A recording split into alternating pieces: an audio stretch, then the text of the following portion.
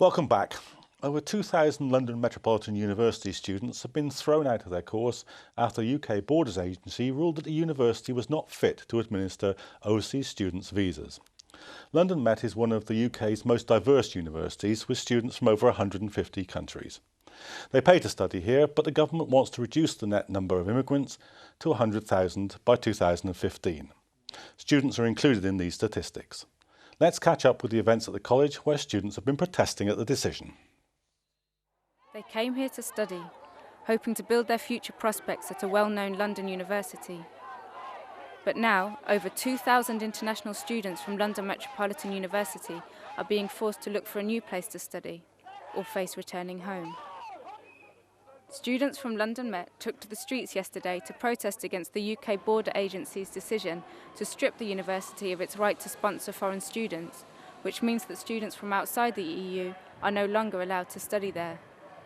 We are actually raising our voice here today to let them know that we are not here on their mercy.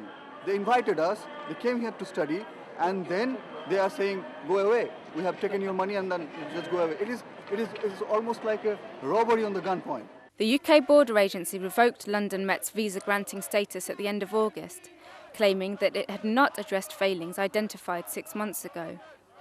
According to Immigration Minister Damien Green, more than a quarter of students sampled at the university did not have a visa to live in the UK. But London Met maintains there is no evidence of systematic failings at the university and has announced it will be taking legal action against the UKBA's decision.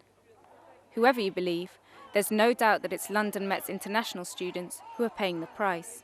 I can't afford to go to any institution to spend all that money once again, like 50,000, 60,000 pounds to stay in there, because I'm a research student, so I can't work, so I have to study a lot. So this is it's like not UK-like. I think it's like any dictatorship or something like that. It's not a democratic way of doing things.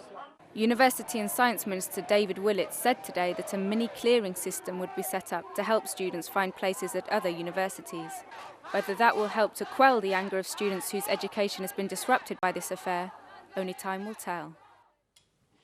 Well, with me to discuss these events are Julian Brazier, Conservative MP for Canterbury, Aaron Cayley, Black Students Officer at the National Union of Students, and on the phone, Sam Vora, who's President of the Islamic Society at London Met University. Welcome to the programme, all of you.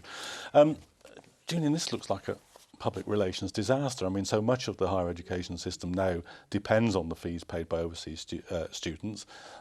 What are they going to think when they see the scenes that we've seen in the last few weeks? Well, I think it's important to separate two issues here. The first issue is the handling of the 2,000 overseas students who are already there in the system, and I think the government has been insensitive on this. I welcome the fact that they're committed to a task force to look through every one of those cases and try and find them another place, but I think it's been insensitive on that. On the other side, though, is the wider issue of, do we have a proper visa system that works, and do we ensure that universities who are playing a big role in this are actually sticking to the rules? And the evidence is that London Met has failed miserably. I mean, the National Audit Office has said that there is a huge problem. They estimate more than 10,000 people came to work rather than to study on student visas in the first year or so after the new system came in under the last government. And London Met has come out at the very top of the table in terms of the numbers of bad cases. You quoted Damien Green earlier, but in fact the very last study they did, which looked just at files over the last 6 months since they'd had the warnings, suggested 3/5 of them had a problem of one kind or another. Aaron, I mean, this is a disaster for the students immediately affected, isn't it? I mean, I was talking to one the other day who's given £10,000 to London Met, and they're saying you can't even have your money back to get on another course. Well, I mean, it is an absolutely shocking situation, what's happening at London Met, and students obviously rightly really concerned about what's going to happen. It doesn't surprise me as well if they've been told that they're not going to receive the money back. I think this kind of really does exemplify the kind of contempt that has actually been shown for international students in the UK over the past few years. I do think that international students have been exploited. They pay far more than home students in their fees, and I think when they get here they witness things like this completely being mistreated, and also the message that this sends to international students thinking of studying in Britain in the future is, you know, one that you're not welcome here, when actually we need to recognise that international students play a massive role both financially, as you pointed out, but also they really enrich our campuses with the diversity and the cultures that they bring. Sam, just let me bring you in on this discussion. You know, you're a student there. What's the atmosphere among the students that you're talking to at the moment down there? Well, one student that we have in our Islamic society, he's absolutely shocked. I mean, he's got a friend that's he went to Egypt and he had to hand in his dissertation, and he had 3 days before the deadline to hand it in, and he was stopped at the airport for 2 hours saying, "You haven't got a visa," and so how could he hand in his dissertation? So they had to get his number, and it's a lot of grief that they go through, a lot of difficulty that they go through to hand in. They've been very put off by this coming to this country. There's another video that right outside the Home Office where the students are protesting. One student wanted to apply for another UK university, and he said, "Don't apply here. Go apply at America or Canada. Don't come here." So this is a very negative issue and very negative view they're putting out for the UK, let alone London Met as well. So, Aaron, I mean, you know, Julian said at the beginning that part of this problem, I mean, he has a different position from you, obviously, on the whole question, but part of this problem is sheer incompetence by the management at London Met. Do you think that's the case? Well, I mean, I have a few questions to raise about the actual samples that were used by the government and the UK Border Agency to actually justify this decision. I think the sample is very small and representative, and I do think that this is actually a way really of appearing hard and tough on the issue of immigration, when actually it's just basically attacking a section of students which are consistently under attack. You know, many students, if you don't get your visa application successfully the first time, you will have to pay again hundreds and hundreds of pounds to get through, and this is something that can happen multiple times, leading students paying vast amounts of money to even just try and get into the country in the first place. And you know, as I said, it's just completely unacceptable. Yeah. So, Julian, do you think that this kind of thing is almost bound to happen if you force the universities to be so dependent on these kind of fees? You know, you can't be absolutely shocked if they're maximising their revenue stream by whatever means they can. Well, most universities, and I have the largest concentration of students in the country. I've got 2 whole universities and campuses from 2 more in my constituency, and I'm very conscious of the very important role which overseas students play, particularly in the University of Kent, which I think you attended actually, Aaron. Now, an organisation like the University of Kent, which deals with a lot of overseas students, checks that the visas are in place, gets the students over.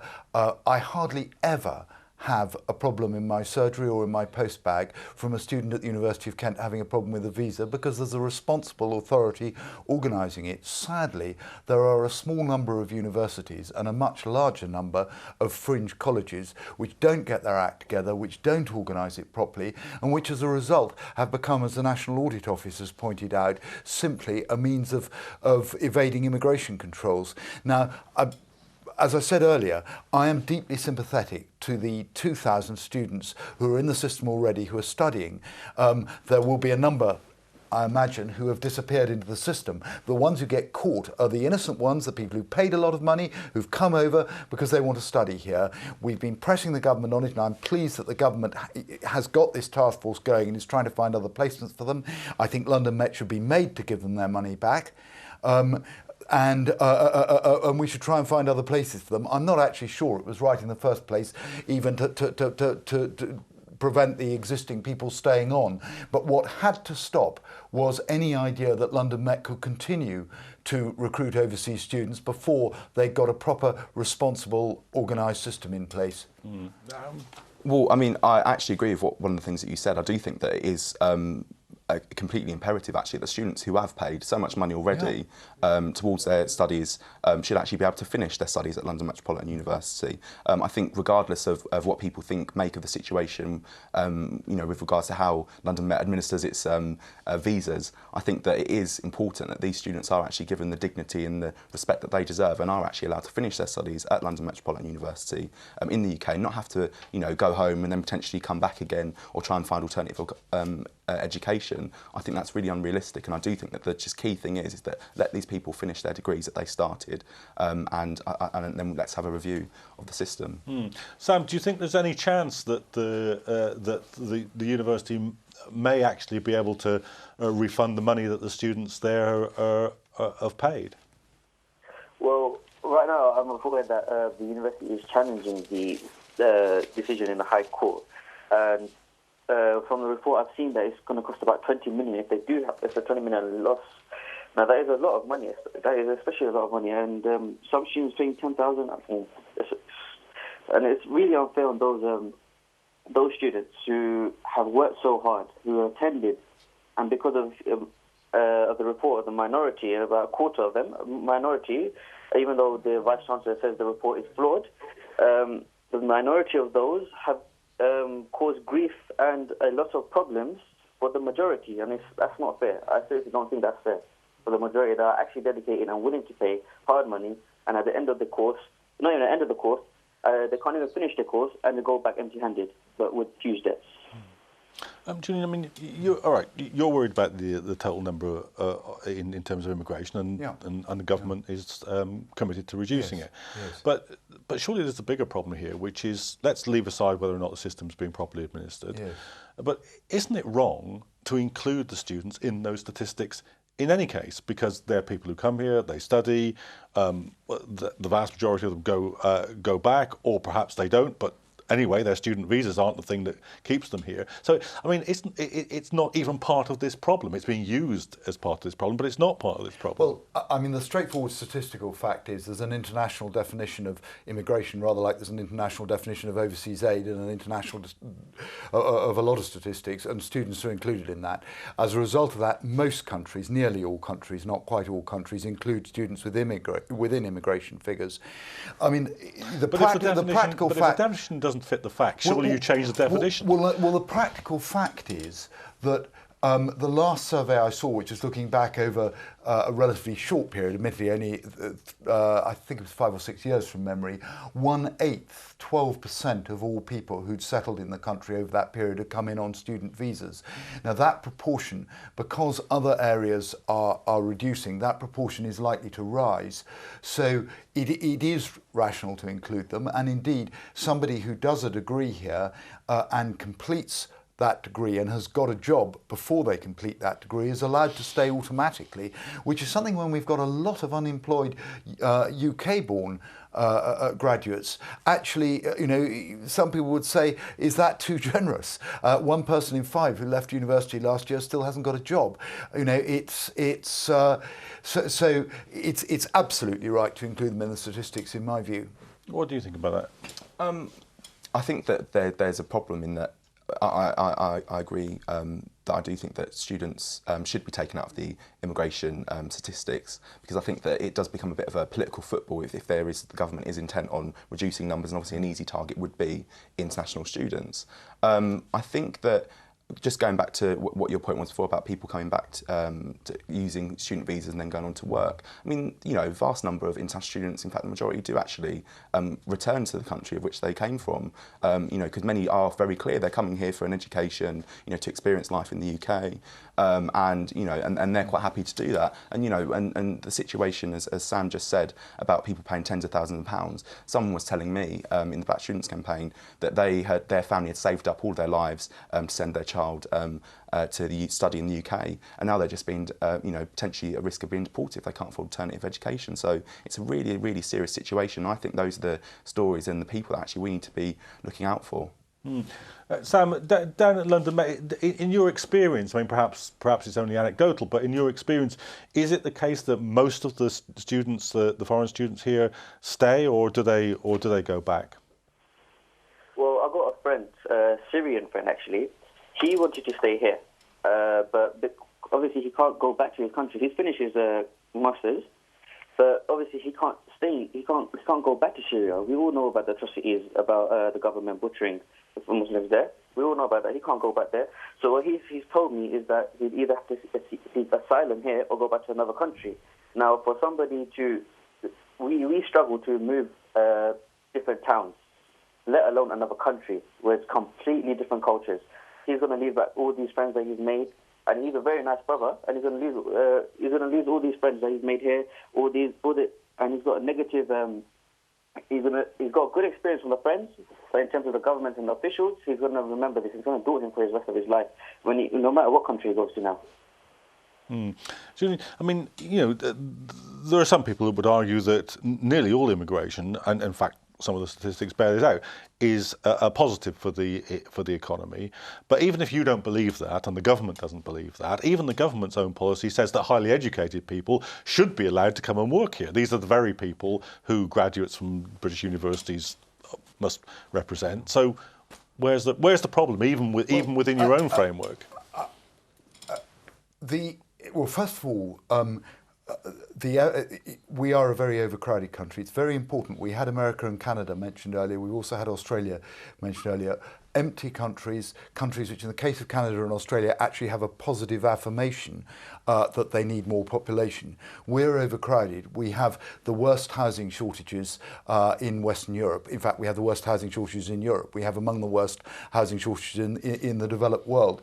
So there is a very strong population dynamic saying that we couldn't continue with the open door policy which existed under the last government. The problem is students are such a big part of the total. 3/5, we can't do anything about immigration from the EU. The last Labour government decided that it was going to open the borders to the new entrants, and that can't be reversed. But 2/3 of all people who come in, 3/5 of all people who come in from non-EU countries come in as students. Now, they're very welcome. There are very large numbers of them. They make a huge contribution. I mentioned the universities, and particularly the University of Kent, has very large numbers. Majority come in and study. Some of them go home and keep contact with this country for the rest of their lives. It's good for business, it's good for politics and lots of other things. But we have to take account of those numbers in looking at our overall population projections. And we not only have to take account of those numbers, but we also have to ensure that the small number of universities, a much larger number of fringe colleges that aren't following the rules, that aren't operating the system properly, are brought in line. Now, side by side with that, I'm all in favour of taking a lenient view of the 2,000 students who've paid their money, who are already there, who are in the middle of degree courses. We have a pretty similar view on them. But what cannot be allowed, and I hope we can reach a consensus here, is for London Met to continue to take money from potential overseas students and say you can come and study here to people in the future until they've really sorted their act out. Aaron, I mean, Julian has put very clearly the classic kind of case against immigration controls. What's your view?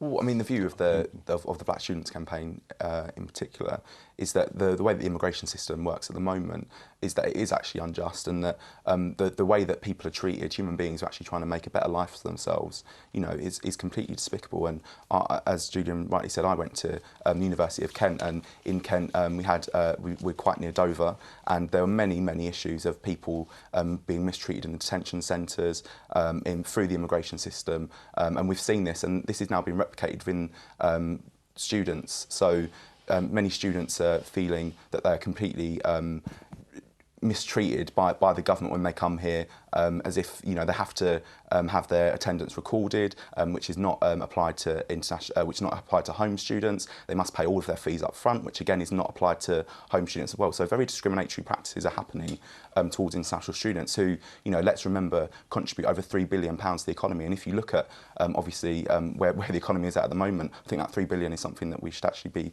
quite grateful for. And with regards to a housing shortage, I mean, the housing shortage is not caused by the amount of migrants in the country or coming in. The housing shortage is caused by successive governments' failures to actually invest in building housing, sustainable, affordable housing for everyone. So, I mean, let's not blame migrants for the problems that actually are policy problems of the government.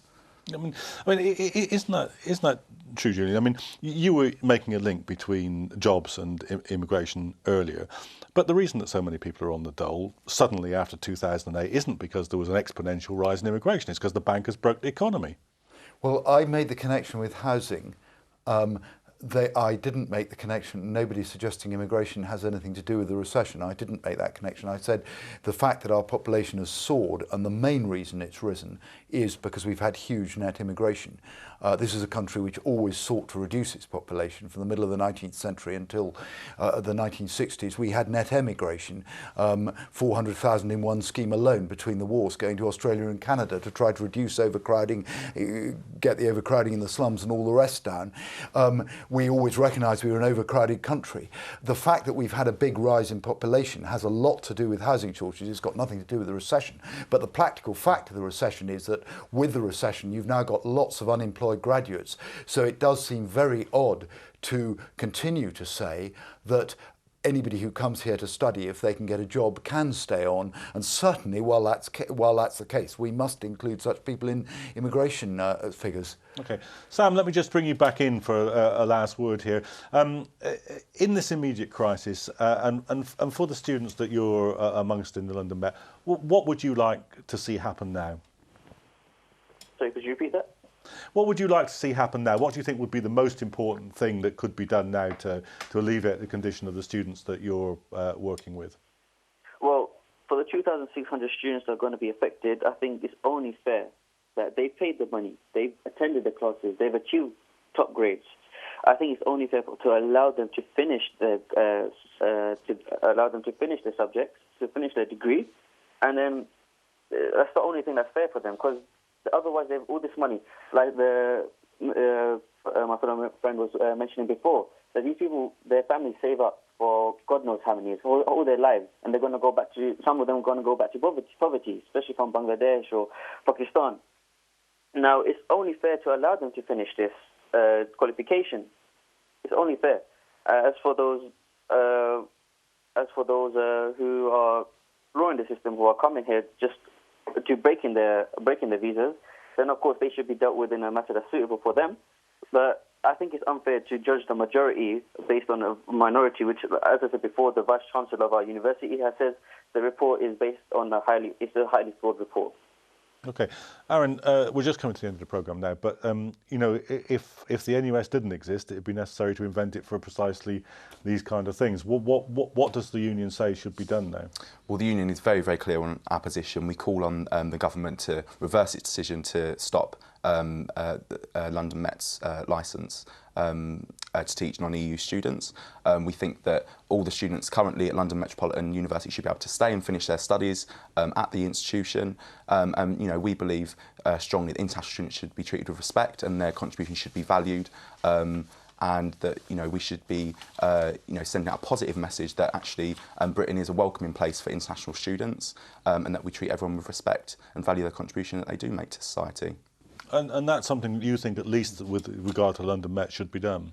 I think that we should find a good solution for the students who are there, and if it's legally possible to cancel the licence and allow every one of those either to stay there, that'd be the best. Failing that, they should either get their money back or be found other places. The 2,000 have got to be treated decently and respectfully. What we can't do is allow London Met in its current state to continue to accept new overseas students until they've sorted themselves out. Mm. And do you think there'll be a successful challenge by the university? I can only hope so, and I do hope that the National Union of Students does play its role, obviously, in supporting that legal challenge, and that we can get this decision reversed. Okay, well, thank you to both of you in the studio and to our guests from the London Met. I'm sure we'll be revisiting the general question of immigration again in the future, and we'll be watching closely the fate of the students at London Metropolitan University in future editions of the Politics and Media programme.